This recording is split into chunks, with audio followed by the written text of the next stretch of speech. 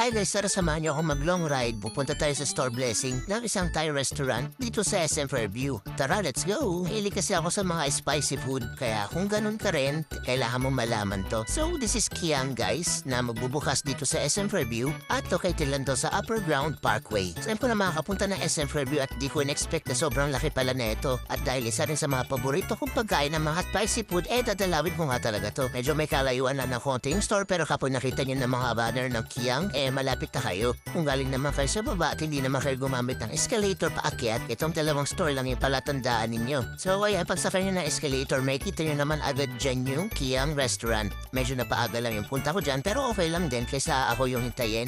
Hehe, at dito nilapitan ko yung store para masilip kung anong meron. At nakita ko nga dito yung menu nila, grabe, ang dami. Pero mo lahat na menu na yan is puro maanghang. So after na mga ilang minuto, ayan, sinimulan na nila ang pagbiblessing ng store. Meron din sila mga bisita from Thailand. Happy pag tinignan mo sila para mga Pilipino din. So dito nag-picture taking muna kasama yung mga staff, mga marketing heads and owners at nagbigay din sila ng mga mensahe sa mga staff at sa lahat ng bumubuo ng Kiang. Pinaliwanag din nila isa-isa kung ano ang mga menu ng Kiang, kung ano ang mga ingredients nito, kung ano yung mga dapat i-expect natin kapag kumain tayo nito. At ayun na, sisimulan na nila ang pagre-ribbon cutting. Grabe, sobra excited ko na makatikim ng mga pagkain galing sa Thailand. After nila magsaboy ng coins na sumisimbolo ng swerte, ayan, pasok na tayo, diba? Tumupo. Wow, excited yarn. Subok din sa atin ng isa sa mga best-selling nila. Sobrang saya ko nito kasi first and foremost sa mga itong Store Blessing, mas matitikman ko pang isa sa mga best-selling ng Kiang. So ito nga pala binigay nilang pagkain sa atin. Isang tinatawag nila na pad krapao, stir-fried pork siya na may Thai holy basil. At tara na, tikman na natin. Excited ako kasi clueless talaga kung gano'n siya ang hang.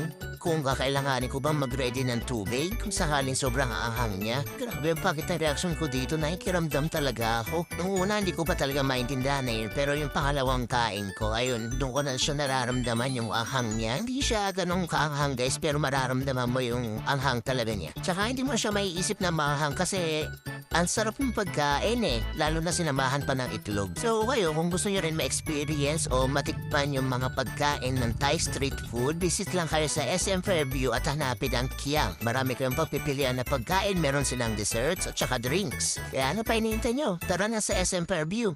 Kapkun back!